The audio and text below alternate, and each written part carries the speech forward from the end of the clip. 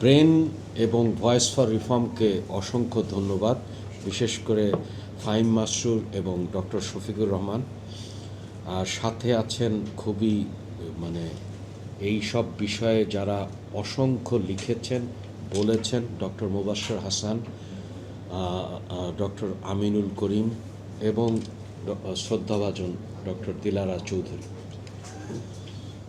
তা আমাদের আজকের আলোচনাকে আমরা দেখতে পারি হচ্ছে যে নিরাপদ, স্থিতিশীল এবং শক্তিশালী বাংলাদেশের আলোকে আমরা সবাই চাই যে একটা সেফ, একটা স্টেবল এবং একটা স্ট্রং বাংলাদেশ। এই আলোচনায় আমাদের তাহলে যদি সেটা আমাদের পথরেখা হয়, তাহলে আমাদেরকে আলোচনাটা একটা ঘুরিয়ে দিতে হবে। যেটা জনও বলেছে সেটা হচ্ছে যে আমাদের অধিকাংশ আলোচনাটা হচ্ছে রিঅ্যাক্টিভ, অর্থাৎ একটা ঘটনা ঘটে তারপরে অথবা আমরা একটা বিরোধিতার আর কাজ করি। তা আমি আপনাদেরকে তিনটি বিষয়ে আলোচনা করব, যে আলোচনাগুলো আমরা ভবিষ্যতে আরও আলোচনা করতে পারি, তর্ক বিতর্ক বাহাস থাকতে পারে এবং তার মাধ্যমে আমরা সামনের দিকে যেতে পারি। প্রথম হচ্ছে যে স্বাধীনতার পর থেকে একটা বিষয় কখনো পরিষ্কার করেনি এবং এর দায় একটা বিরাট আকারে অর্থনীতিবিদদের। যদিও অর্থশাস্ত্রের, যাকে আধুনিক অর্থশাস্ত্রের এর পিতা বলা হয়, তিনি তার পুস্তকে পরিষ্কার করে লিখেছেন, কিন্তু দেখানো হয়েছে একটা বাইনারি আলোচনা করা হয়েছে। সেই আলোচনাটা আমাদেরকে পরিষ্কার করতে হবে যে জাতীয় নিরাপত্তা কোনো মূর্ত ধারণা নয়। জাতীয় নিরাপত্তা হচ্ছে পাবলিক গুড, গণদ্রব্য। এটা যদি আপনারা অ্যাডাম স্মিথের বই দেখেন, পরিষ্কার করে লেখা আছে। কিন্তু আমি অন্তত আমার জন্মের পরের থেকে একটা আলোচনা শুনেছি যে ডিফেন্স স্পেন্ডিং কত, এডুকেশন স্পেন্ডিং কত। তার মানে প্রথম যেটা বিশ্ববিদ্যালয় থেকে শেখানো হয় না, যে জাতীয় নিরাপত্তা হচ্ছে পাবলিক গুড। এবং তার পরবর্তী যিনি বড় অর্থনীতিবিদ জন মেইনার্ড কেইনস, উনি ইকোনমিক কনসিকুয়েন্সেস অফ পিস লিখেছেন, যে কেন ভার্সাই চুক্তির ফলে এবং এই ধরনের বিপরীত চুক্তি আর একটা দ্বিতীয় বিশ্বযুদ্ধে নিয়ে আসতে পারে। তাহলে আপনাদেরকে প্রথম যে বিষয়ে একমত হতে হবে সেটা হচ্ছে জাতীয় নিরাপত্তা একটা গণদ্রব্য। তার মানে রাষ্ট্রের মৌলিক দায়িত্ব হচ্ছে যে গণদ্রব্য আপনাকে দিতে হবে, তাই না? যদি কিছুই না দেন, এখানে পরিষ্কার করে বলা আছে যে অ্যাডাম স্মিথের বইতে বা যে কোনো জায়গায় যে তিনটি বিষয় রাষ্ট্র করবে, তার অন্যতম বিষয় হচ্ছে যে আপনার নিরাপত্তা।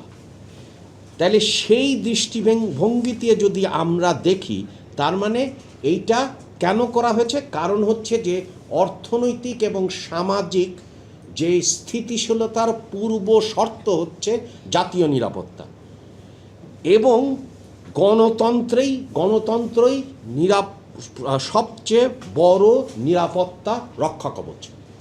তা আমাদেরকে খুব পরিষ্কার করে দেখতে হবে যে গণতন্ত্রই সবচেয়ে বড় নিরাপত্তা রক্ষা কবচ। যদি সেভাবে দেখি, তাহলে আমাদের সার্বভৌম দায়িত্ব, যুদ্ধের বিবর্তন, বাণিজ্য নিরাপত্তার ভারসাম্য এবং সমৃদ্ধির মাধ্যমে শান্তি। আপনি যদি খেয়াল করেন, সামরিক বাহিনী নিয়ে এখন অনেক রকমের আক্রমণ করে অনেকেই এক ধরনের স্যাডিস্টিক প্লেজার পান। কিন্তু যদি খেয়াল করেন তাহলে দেখবেন হচ্ছে যে প্রত্যেকটা সামরিক বাহিনী, সশস্ত্র বাহিনীর বিভিন্ন বিভাগে, অর্থাৎ যদি আপনার সেনাবাহিনী দেখেন, বিমান বাহিনী দেখেন অথবা নৌবাহিনী দেখেন, তাদের যে মোটোটা দেখেন না, প্রত্যেকটা মোটোটা আমরা স্মরণ করি। এটার অপব্যবহারকে আপনাকে সেটাকে সঠিকভাবে বিবেচনা করে তার পুনর্বৃত্তি না হয় সেটা চেষ্টা করতে হবে। কিন্তু এইটা বলা যাবে না যে বাংলাদেশের সেনাবাহিনী কি করছে। ডক্টর আমিনুল করিম সঠিক অর্থেই বলেছেন যে তারা in aid to the civil পাওয়ারের যে কাজটা করছেন এবং ফ্যাটিকটা তৈরি হচ্ছে, কিন্তু এটা যার ফলে উইন্টার কালেকটিভ এক্সারসাইজ হতে পারে না। কিন্তু যেটা বড় হচ্ছে সেটা কিন্তু আমরা লক্ষ্য করছি না। তা হচ্ছে বাংলাদেশের ইতিহাসে আপনার সেনাবাহিনী সর্বত্র, সশস্ত্র বাহিনী আপনার পরিষ্কারভাবে ইঙ্গিত দিচ্ছে যে তারা যত সুযোগই দেওয়া হোক না কেন, যত প্রলোভনী চেষ্টা করা হোক না কেন, তারা ক্ষমতা অধিগ্রহণ করবে না। এটা একটা বড় অর্জন।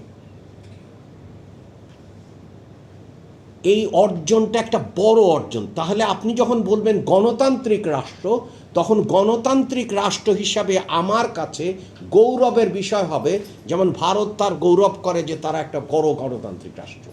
সেটা ঠিক বা বেঠিক সে আলোচনা না। বাংলাদেশের ইতিহাসেও কিন্তু একটা নতুন মাইল ফলক রচিত হচ্ছে,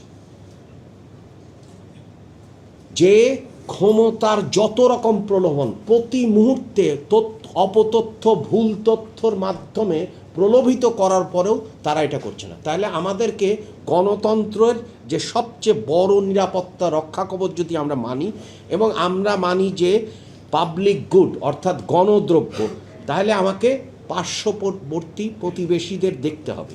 আপনি যদি খেয়াল করেন মোট দেশজ উৎপাদনের ক্ষেত্রে আপনারা আর একটা বিষয় আমাদেরকে কিন্তু পরিষ্কার করতে হবে, সেটা হচ্ছে যে পুলিশ কিন্তু সার্ভিস, পুলিশ কিন্তু ফোর্স না। আমরা এই আলোচনায় নিরাপত্তা কাঠামোর মধ্যে পুলিশের অবস্থান কিন্তু মনে রাখতে হবে। এবং যেটা ফ্যাসিবাদী হাসিনা করেছিলেন, পুলিশ সার্ভিসকে একটা ফোর্স বানানোর চেষ্টা করছিলেন। এটা কিন্তু একটা হ্যাঁ, এটা হচ্ছে যে আপনার হচ্ছে যে পুলিশ হচ্ছে যে কোনো সরকারি যে কোনো সার্ভিসের মতো, যেমন সিভিল সার্ভিসের একটা অংশ হচ্ছে পুলিশ সার্ভিস। সেই জন্যে Bangladesh civil service police cadre.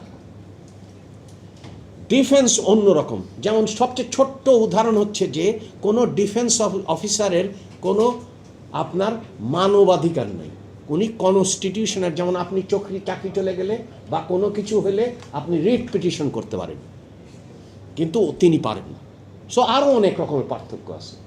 তাহলে হচ্ছে যে একটা হচ্ছে যে ফোর্স আর একটা সার্ভিস, এইগুলো আমরা যেটা আমি এটা অবশ্য অন্য আলোচনা, কিন্তু যেটা আমি বলার চেষ্টা করছি যে সেইটা আমাদেরকে, তার মানে হচ্ছে যে আমাদেরকে যদি সমৃদ্ধির পথে যেতে হয়, শান্তির পথে যেতে হয়, তাহলে আমাদেরকে বিশেষ করে আমরা যদি চিন্তা করি যেটা সবাই একমত, সেটা হচ্ছে যে 2034 সালে যদি আমরা একটা $1 বিলিয়ন অর্থনীতি দেখতে চাই, তাহলে সেই আঙ্গিকে আসলে নিরাপত্তাটা কি হবে।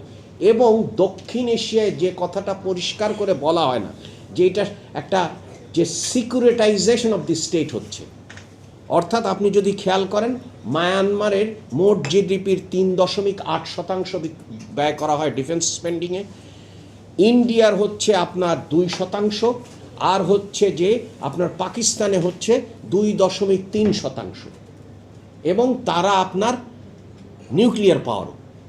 এই রকম প্রেক্ষাপটে এবং তার সাথে যুক্ত হয়েছে একটা বড় রকমের যুদ্ধ অবস্থা, যেটা আমরা বিভিন্ন কায়দায় লক্ষ্য করছি, সেটি হচ্ছে যে অপতথ্য এবং ভুল তথ্যের একটা যুদ্ধ। তার মানে ওয়ারটাকে হাইব্রিড ওয়ারে নিয়ে যাওয়ার যে ব্যাপারটা। তো এই রকম প্রেক্ষাপটে আমাদের আসলে যে আধুনিকায়ন যদি আমরা করতে চাই, অর্থাৎ সমৃদ্ধির মাধ্যমে শান্তি, এবং সেই শান্তি অর্জিত হতে পারে যেটা হচ্ছে যে গণতন্ত্রের ওই সবচেয়ে নিরাপত্তা রক্ষা কবচ। এবং আমাদেরকে এই যে অনিশ্চয়তার খেলা আপনারা অনেক দিন ধরে দেখছেন, প্রতি মুহূর্তই বলা হয় আচ্ছা নির্বাচন কি হবে, এটা একটা warfare. This is what we call psychological warfare. এইটা কিন্তু খুব জোরে সোরে চালানো হচ্ছে। তাহলে আপনাকে দেখতে হবে যে কারা এটা চালাচ্ছে, তারা কি আসলে গণতন্ত্রে, তারা কিন্তু কথা বলছে গণতন্ত্র এর একটা বড় রকমের, যেমন মার্চে মাসির দরদ বেশি, তারা কথা বলছেন, কিন্তু তারাই কিন্তু অনিশ্চয়তাটাকে বড় চালাচ্ছেন। তাহলে এখন সবচেয়ে বড় হুমকি, যেটা আমরা সবাই একমত হয়েছি, যে গণতন্ত্র এবং একটা নির্বাচন। তাহলে এখন বড় রকমের হুমকি দাঁড়িয়েছে যারা এই অনিশ্চয়তার যাত্রা করছে। সো আমাদেরকে এইটার দিকে আমাদের, যেটা মোবাশ্বের খুব চমৎকার করে বলেছে, যে গণতন্ত্র নিয়ে অনিশ্চয়তার বিরুদ্ধে সংহতি দরকার। এটা হচ্ছে এক। দ্বিতীয় যে বিষয়টি আমরা আলোচনা করতে চাই সেটা হচ্ছে যে যেটা আলোচনা হয়েছে যে লেজিটিমেট মনোপলি ওভার কোয়াশন, মানে প্রতিষ্ঠান গড়ব, কেন প্রতিষ্ঠান গড়ব, রাষ্ট্রের সংজ্ঞা কী এবং সামরিক বাহিনীর অবস্থান কী এবং সেই প্রতিষ্ঠান, তার মানে সহিংসতার ওপর বৈধ একচেটিয়া অধিকার। সেই জন্যই তো আমাকে প্রতিষ্ঠান লাগবে, সেই জন্যে আমার নিরাপত্তা পরিষদ লাগবে, সেই জন্যে আমার সিভিলিয়ান ওভারসাইট লাগবে। অর্থাৎ হচ্ছে যে মিলিটারির ভাষায় যদি আপনি বলেন, স্ট্র্যাটেজিটা তৈরি করবে সিভিলিয়ানসরা, আপনার ট্যাকটিক্স এবং অপারেশনটা তৈরি করবে হচ্ছে মিলিটারি কমান্ডার্স। সেইটার জন্যে জয়েন্ট কমান্ড লাগবে এবং সেটা আপনি কিভাবে করবেন সেটার একটা চেষ্টা করা হয়নি। কারণ কেন? কারণ ওই পুরনো ভূতটা ছিল হচ্ছে যে বাইনারি একটা লাগানো হয়েছে যে প্রতিরক্ষা বনাম শিক্ষা, প্রতিরক্ষা বনাম অমক, কিন্তু প্রতিরক্ষা তো গণদ্রব্য। কারণ আপনি সার্বভৌমত্বের কথা বলেন, আপনি স্বাধীনতার কথা বলেন, আপনি প্রগতির কথা বলেন, আপনি যদি, আমরা কেউ কিন্তু সামরিকায়নের কথা বলছি না, কিন্তু বাংলাদেশকে যদি $1 ট্রিলিয়ন অর্থনীতিতে নিয়ে যেতে হয় তাহলে আমরা মনে করি যে 3টি দিকে খেয়াল দরকার। এটা দিয়ে আমি শেষ করব। তার মানে স্ট্র্যাটেজিক প্র্যাগম্যাটিজম, স্ট্র্যাটেজিক অটোনমি এবং ক্রেডিবল ডেটারেন্স। অর্থাৎ হচ্ছে যে আপনি কিভাবে কৌশলে এগুলো মোকাবেলা করবেন। এখন কেউ যদি এসে বলে যে সাইজ এবং স্কেল দিয়ে আমার যদি সে উলফল্যান্ডে আমি করব, সেটা তো মোকাবেলা সম্ভব না। তার মানে সাইজ অ্যান্ড স্কেল এটা বলে আপনি সংবাদপত্রে খবর হতে পারেন, কিন্তু বাংলাদেশের অর্থনীতি কোনোভাবেই সাইজ অ্যান্ড স্কেল দিয়ে বলবে না। তাহলে আপনাকে কৌশলগত বাস্তববাদের দিকে যেতে হবে যে আমরা আসলে কিভাবে পথ চলব। এবং বাংলাদেশ করেছে। আপনাদেরকে আমি 3টা উদাহরণ দিই। প্রথম হচ্ছে যে যখন তেলের ক্রাইসিস হলো 1973 সালে, তেলের ক্রাইসিসে সবচেয়ে লাভবান হচ্ছে আপনার মধ্যপ্রাচ্যের রাষ্ট্রগুলো। তখন বাংলাদেশ রাষ্ট্র আপনার মধ্যপ্রাচ্যের শ্রম রপ্তানি করেছে। তার মানে হচ্ছে যে কৌশলগত, অর্থাৎ হচ্ছে যে সারাদিন যদি আমি মাথা কাটাই, যেটা একটা জটিল অবস্থা, ইন্দো প্যাসিফিক, আসলে বার্মা অ্যাক্ট হচ্ছে, এই ইন্ডিয়া এটা করবে ওইটা করবে না, আমি চ্যালেঞ্জকে অপরচুনিটিতে রূপান্তর করব। আমি প্রথম উদাহরণ দিলাম, যখন সারা বিশ্বব্যাপী তেলের সংকট হলো তখন যে রাষ্ট্র লাভবান হলো সেই রাষ্ট্রে বাংলাদেশের শ্রম রপ্তানি হলো। এটা হচ্ছে প্রথম। তারপরে যদি আপনারা খালেদা জিয়ার সময় খেয়াল করেন, আপনাদের মনে আছে মাল্টি ফাইবার অ্যারেঞ্জমেন্ট চলে গেল, সবাই বলা শুরু করলো আরে পোশাক শিল্প ধসে যাবে, পোশাক শিল্প শেষ হয়ে যাবে, সবাই বিরাট রকমের ঘটনা, মানে এমনভাবে বলা শুরু করলো, বিশেষ করে অর্থনীতিবিদরা। আমাদের মতো খুব কম যারা বলছিল যে বাংলাদেশের এরকম শক্তি আছে এবং এইটাকে মোকাবেলা করতে পারে, এবং আমরা সেটা মোকাবেলা করেছি। এবং তার আগে যদি আপনি খেয়াল করেন, আপনাদের হয়তো মনে আছে এলটিটি যখন শ্রীলঙ্কায় এমন অবস্থা কাজ করছে, ঠিক তখন আপনাদের মনে আছে ব্রাদার এবং জকি মেশিনগুলো দ্রুত ঢাকায় আসা শুরু করলো। তাহলে আপনাকে আমি দেশ গেল বলে যে মন্ত্র বলা হয়, তার বিপরীতে যদি আপনি কৌশলগতভাবে দেখেন এবং কৌশলগতভাবে যারা আসলে এইগুলো করেছে, আমি 3টা উদাহরণ দিয়েছি, 1973-এর তেল সংকট, শ্রীলঙ্কার এলটিটি ক্রাইসিস, তারপরে হচ্ছে মাল্টি ফাইবার অ্যারেঞ্জমেন্ট, এবং প্রত্যেকটা জায়গায় কিন্তু আপনি যদি কৌশলগত বাস্তববাদী হন সেইখানে মোকাবেলা করা সম্ভব। দ্বিতীয় প্রশ্ন হচ্ছে স্ট্র্যাটেজিক অটোনমি। অবশ্যই সবাই আমরা যেহেতু এটাকে মনে করছি যে নিরাপত্তা হচ্ছে জনদ্রব্য, গণদ্রব্য, তাহলে তো কৌশলগত সার্বভৌমত্ব অবশ্যই দরকার এবং সেটা অর্জিত হওয়া সম্ভব, এবং সে পথেই কিন্তু বাংলাদেশ হাঁটছে। এবং সাথে সাথে ক্রেডিবল ডেটারেন্সের মধ্যে দেখেন আপনি আজকে একটা স্ট্র্যাটেজিক কালচার হয়েছে, আমরা সবাই মিলে এগুলো নিয়ে আলোচনা করছি। আমরা আলোচনা করছি যে কোন পথে হাঁটবো, আমরা কি নিরাপত্তা পরিষদে এরকম করব, না নিরাপত্তা কাউন্সিল ক্যাবিনেট কীরকম হবে, 3 বাহিনী। তার মানে হচ্ছে যে আপনার এই যে আমরা কি ফেনী লাইনে কোন জায়গায় ডিভিশন করাবো, আমরা কি চিটং হিল ট্র্যাক্টসে মাউন্টেনিয়াস ডিভিশন করব কিনা, পটুয়াখালীতে কি অ্যাম্ফিবিয়াস করব কিনা, এই আলোচনাগুলো হচ্ছে সব জায়গায়। কিন্তু এই আলোচনাগুলো হচ্ছে যে আমার এয়ারফোর্সের এয়ার পাওয়ারকে কিভাবে আমি সামনের দিকে দেব, আমি কিভাবে সিঙ্গাপুর থেকে শিখব। তার মানে এই আলোচনাগুলো কিন্তু হচ্ছে, এবং আলোচনাগুলো হচ্ছে এবং বিভিন্ন জায়গায় উল্লেখিত হচ্ছে। সেটাও কিছু আপনি যদি দেখেন, কংগ্রেসের কাছে যদি এই যে রিপোর্টটা আমেরিকান ডিফেন্স মিনিস্ট্রি সাবমিট করছে, সেখানে 41 পাতা 55 পাতা বা 65 পাতায় বাংলাদেশ খুব ভালো মতো আছে, এবং সেখানে এইটাই আছে। তার মানে হচ্ছে যে আমরা আসলে কৌশলগত আপনার স্বাধীনতা রাখার জন্যে এবং বঙ্গোপসাগরকে সামনে নিয়ে যাওয়ার জন্যে আমরা কিভাবে মোডাস ভিভেন্টিতে যাব, আমরা কারোর অ্যালায়েন্সের মধ্যে যাব না, এবং কারোর বিরোধিতা করতেও যাব না। অর্থাৎ আপনি কিভাবে শান্তিপূর্ণ সমৃদ্ধশালী বঙ্গোপসাগর করব, সেটাই হচ্ছে বড় বিষয়।